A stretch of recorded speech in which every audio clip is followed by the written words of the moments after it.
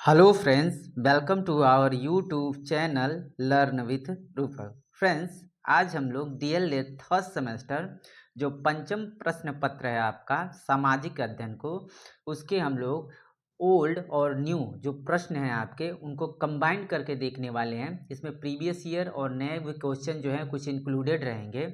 और फ्रेंड्स, इसमें मात्र 10 ही क्वेश्चन है, लेकिन इन 10 क्वेश्चन से आप करीब 80 क्वेश्चन जो है आपको देखने को यहाँ पे मिलेंगे। इसका एक्सप्लेनेशन जो है वो बहुत ही इम्पोर्टेंट होने वाला है। ठीक है फ्रेंड्स, तो वीडियो को ध्यान से देखिएगा और विशेष रूप से एक्सप्लेनेशन को ध्यान से सुनिएगा। तो चलते हैं पहले क्वेश्चन की तरफ। पहला क्वेश्चन है आपका, अस्थाई बंदोबस्त प्रणाली शुरू की गई थी। जो अस्थाई बंदोबस्त प्रणाली जो है, ठीक है, वो किसके द्वारा शुरू की गई थी? ऑप्शन अ है लॉर्ड क्लाइव के द्वारा, ऑप्शन ब है लॉर्ड कॉर्नवालिस के द्वारा, ऑप्शन स है वारेन हेस्टिंग के द्वारा और ऑप्शन द है जॉन सान सोर के द्वारा। ठीक है, तो फ्रेंड्स सबसे पहले अगर इस क्वेश्चन के आंसर के बारे में अगर बात किया जाएगा तो फ्रेंड्स ध्यान रखिएगा, इस क्वेश्चन का जो राइट आंसर होगा वो होगा अस्थाई बंदोबस्त प्रणाली की जो शुरुआत हुई थी लॉर्ड कॉर्नवालिस के द्वारा की गई थी।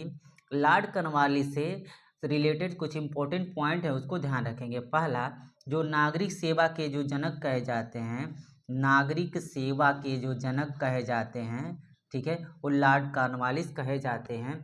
और दरोगा प्रणाली, दरोगा जो प्रणाली की जो शुरुआत हुई थी, दरोगा प्रणाली की, वो इन्हीं के शासनकाल में हुई थी। अगला हम लोग बात करते हैं, अगर हम लोग बात करेंगे वारेन हेस्टिंग के बारे में तो ध्यान रखेंगे फ्रेंड्स, जो बंगाल का प्रथम गवर्नर, बंगाल का जो प्रथम गवर्नर था बंगाल का, वो हमारा था वारेन हेस्टिंग था। पिट्स इंडिया एक्ट, जो पिट्स इंडिया एक्ट आया था ये इन्हीं के शासनकाल में आया था। और the Bengal Gazette, the Bengal Gazette, जो बंगाल गजट आया था, बंगाल गजट जो आया था, ठीक है, बंगाल गजट का जो प्रकाशन हुआ था इन्हीं के समय में हुआ था। और इसके जो प्रकाशक थे आपके जेम्स ऑक्सटन आपके हिक्की थे।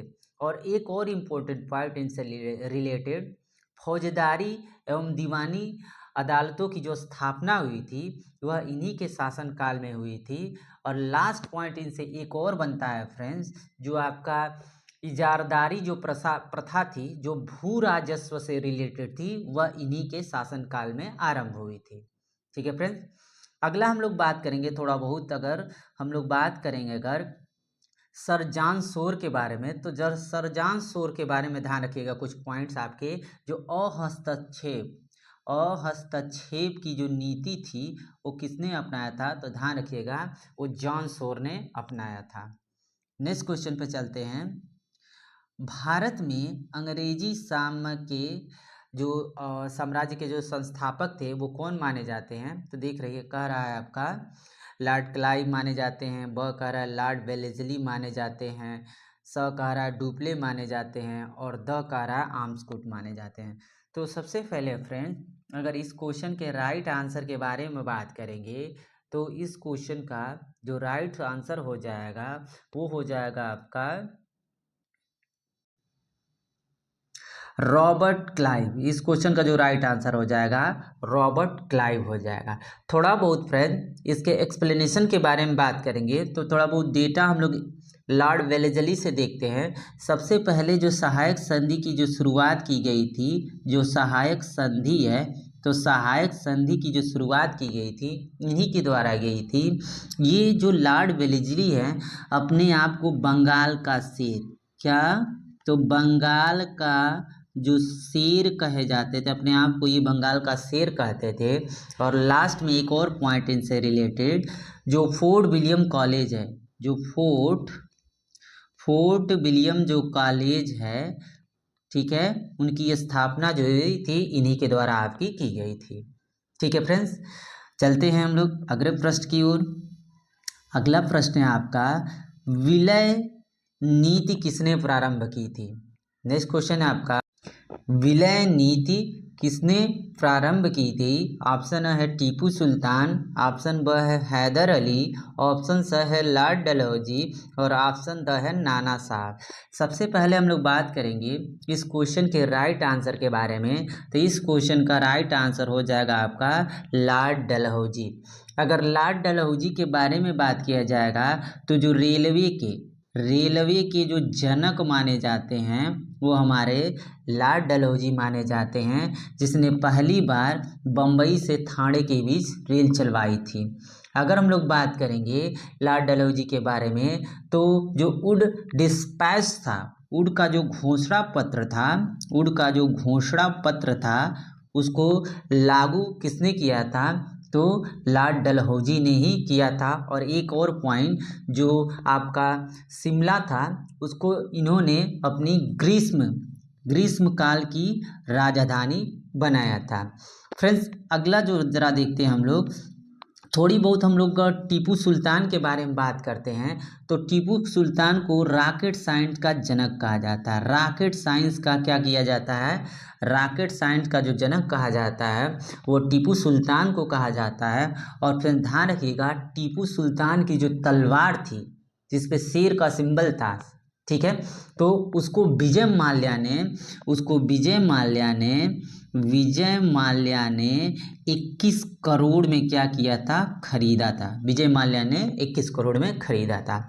थोड़ा बहुत और हम लोग बात करेंगे अगर हैदर अली के बारे में, तो हैदर अली के बारे में ध्यान रखिएगा, प्रथम आंग्ल जो मैसूर युद्ध हुआ था उसमें हैदर अली ने अंग्रेजों को क्या किया था? हराया था, जो कि टीपू सुल्तान के क्या थे? आपके पिता थे। नेक्स्ट अगर बात करेंगे थोड़ा बहुत नाना साहब के बारे में, तो ध्यान रखिएगा 1857 के विद्रोह के हिस्सा रहे थे नाना साहब। उन्होंने कानपुर से इस विद्रोह की शुरुआत की थी। अगर इनके वास्तविक नाम के बारे में बात करेंगे, नाना साहब का जो वास्तविक जो नाम था वो ध्यान रखिएगा धोंदू पंत था। क्या था आपका? धोंदू पंत था, धोंदू पंत। इतना डेटा जो है आप नाना साहब के बारे में भी याद रखेंगे। नेक्स्ट क्वेश्चन, पंपास घास के मैदान कहाँ पाए जाते हैं? ऑप्शन अ है उत्तरी अमेरिका, ब है आपका दक्षिणी अमेरिका, ब है आपका, ये फ्रेंड्स टाइपिंग एरर है, दक्षिणी अमेरिका, स है आपका भारत और द है आपका अफ्रीका। अगर सबसे पहले बात किया जाएगा इस क्वेश्चन के राइट आंसर के बारे में, तो इस क्वेश्चन का जो राइट आंसर हो जाएगा वो आपका दक्षिणी अमेरिका हो जाएगा। और ध्यान रखेंगे दक्षिणी अफ्रीका में पंपास के साथ जो आपका वेल्ड जो होता है, वेल्ड घास जो होता है आपका दक्षिणी अमेरिका में पाया जाता है। अगर हम लोग बात करेंगे उत्तरी अमेरिका के बारे में, तो जो आपका प्रेरी जो आपका घास का जो मैदान है आपका, वो हमारा उत्तरी अमेरिका में पाया जाता है। और अगर हम लोग बात करेंगे अफ्रीका के बारे में, तो सवाना घास का जो मैदान है आपका वो हमारा पाया जाता है अफ्रीका में। और थोड़ा बहुत भारत के बारे में अगर बात किया जाएगा तो प्रायद्वीपीय सवाना घास जो है आपके भारत में आपका पाया जाता है, प्रायद्वीपीय सवाना घास, ठीक है, प्रायद्वीपों में। नेक्स्ट क्वेश्चन पे चलते हैं। अगला क्वेश्चन है आपका, संसार की सबसे गहरी झील कौन सी है? अगर संसार की सबसे गहरी झील के बारे में बात करेंगे तो सबसे पहले तो फ्रेंड्स इस क्वेश्चन का राइट जो आंसर होगा वो हमारा बैकाल झील होगा। अगर हम लोग मिशिगन झील के बारे में बात करेंगे तो ये पूर्ण रूप से आपका संयुक्त राज्य अमेरिका में है। कहाँ पे है? तो संयुक्त राज्य अमेरिका में है, इस चीज़ को ध्यान रखेंगे। अगला हम लोग बात करेंगे मिशी झील के बारे में, तो ध्यान रखिएगा जो शिकागो जो आपका शहर है यह मिशिगन झील के किनारे ही स्थित है। और मिशिगन जो झील है वो मछली पकड़ने का एक केंद्र है। अगर हम लोग बात करेंगे चिल्का झील के बारे में, तो ध्यान रखिएगा भारत के सबसे खारे पानी की झील है। खारे पानी की जो झील है वो हमारी चिल्का झील है। और यह चिल्का जो झील है कहाँ है आपका? ध्यान रखिएगा भारत के उड़ीसा राज्य में है। कहाँ पे है आपका? तो भारत के उड़ीसा राज्य में है। अगर हम लोग सुपीरियर झील के बारे में बात करेंगे तो ताजे ताजे पानी की जो झील है वो हमारा है आपका सुपीरियर झील जाना जाता है। चलते हैं फ्रेंड्स अगले क्वेश्चन की तरफ। अगला क्वेश्चन है हमारा, अगले क्वेश्चन पे आते हैं। भारत का प्रथम परमाणु केंद्र है। अ कह रहा है कल्पक्कम है, ब कह रहा है काकरापारा है, स कह रहा है तारापुर है और द कह रहा है नरौरा है। सबसे पहले फ्रेंड्स अगर इस क्वेश्चन के राइट आंसर के बारे में बात करेंगे तो ये हमारा राइट आंसर होगा तारापुर होगा। तारापुर के बारे में बात करेंगे तो पहला परमाणु ऊर्जा स्टेशन, परमाणु ऊर्जा स्टेशन आपका तारापुर है, जिसकी शुरुआत हुई थी, ध्यान रखेंगे 1969 में आपका शुरुआत इसका किया गया था। कल्पक्कम के बारे में बात करेंगे तो ये भी हमारा परमाणु ऊर्जा केंद्र है, परमाणु ऊर्जा का जो है आपका केंद्र है। और ध्यान रखिएगा ये हमारा तमिलनाडु में, कहाँ पे हमारा तमिलनाडु में। नरौरा के बारे में अगर बात करेंगे तो नरौरा के बारे में ध्यान करेंगे तो ये भी हमारा परमाणु ऊर्जा स्टेशन ही है, जो उत्तर प्रदेश के, कहाँ पे फ्रेंड्स, उत्तर प्रदेश का एक शहर है आपका बुलंदशहर। बुलंदशहर में आपका स्थित है, जहाँ पे बिजली उत्पादन का केंद्र है। ये जो है आपका नरौरा बिजली उत्पादन का क्या है, एक केंद्र है, जो उत्तर प्रदेश के बुलंदशहर में है। नेक्स्ट क्वेश्चन पे चलते हैं। अगला क्वेश्चन है, किस राज्य की तट रेखा सबसे लंबी है। अगर तट रेखा लंबी के बारे में अगर हम बात करेंगे तो ध्यान रखेंगे इस क्वेश्चन का जो राइट आंसर होगा, गुजरात राज्य की तट रेखा जो है आपकी वो सबसे लंबी है। अगले क्वेश्चन पे चलते हैं। अगला क्वेश्चन है आपका, राज्य का सभापति होता है। देखेंगे फ्रेंड्स क्वेश्चन नंबर 8 का राइट आंसर हो जाएगा, राज्य का जो सभापति होता है वो ध्यान रखिएगा आपका उपराष्ट्रपति होता है। अगर उपराष्ट्रपति के बारे में बात करेंगे तो अनुच्छेद आपका 63 जो है आपका उपराष्ट्रपति से संबंधित है। और उपराष्ट्रपति के लिए जो योग्यता होती है आपका वो 35 वर्ष होती है। और साथ ही साथ जो आपका राज्यसभा जो होता है, ध्यान रखेंगे जो राज्यसभा होता है वो ध्यान रखेंगे आपका अस्थाई आपका क्या होता है, सदन होता है। यानी कि ये क्या होता है आपका अस्थाई होता है। और ध्यान रखेंगे इसको हम लोग उच्च सदन भी बोलते हैं। ठीक है फ्रेंड्स। अगर राष्ट्रपति के बारे में बात करेंगे, अगर राष्ट्रपति के बारे में बात किया जाएगा तो ध्यान रखिएगा अनुच्छेद जो 52 है, अनुच्छेद जो 52 है वो राष्ट्रपति से संबंधित है। और ध्यान रखिएगा राष्ट्रपति जो होता है देश का सर्वोच्च नागरिक होता है। और राष्ट्रपति का जो चुनाव होता है वो एकल संक्रमणीय मत प्रणाली द्वारा क्या होता है आपका होता है। अगर बात करेंगे पहले निर्विरोध जो राष्ट्रपति रहे थे वो आपके वो नीलम संजीव रेड्डी रहे थे। और देश की पहला जो महिला जो राष्ट्रपति थी वो श्रीमती प्रतिभा देवी सिंह पाटिल थी, इसको भी ध्यान रखेंगे। अगला हम लोग बात करेंगे प्रधानमंत्री के बारे में, तो ध्यान रखिएगा जो प्रथम प्रधानमंत्री थे आपके भारत के वो पंडित जवाहरलाल नेहरू थे। और सबसे ज़्यादा लंबा कार्यकाल जो रहा है वो आपका वो पंडित जवाहरलाल नेहरू का ही रहा है। और वर्तमान में जो हमारे प्रधानमंत्री हैं श्री नरेंद्र मोदी जी, वो हमारे वर्तमान के प्रधानमंत्री हैं। ठीक है फ्रेंड्स।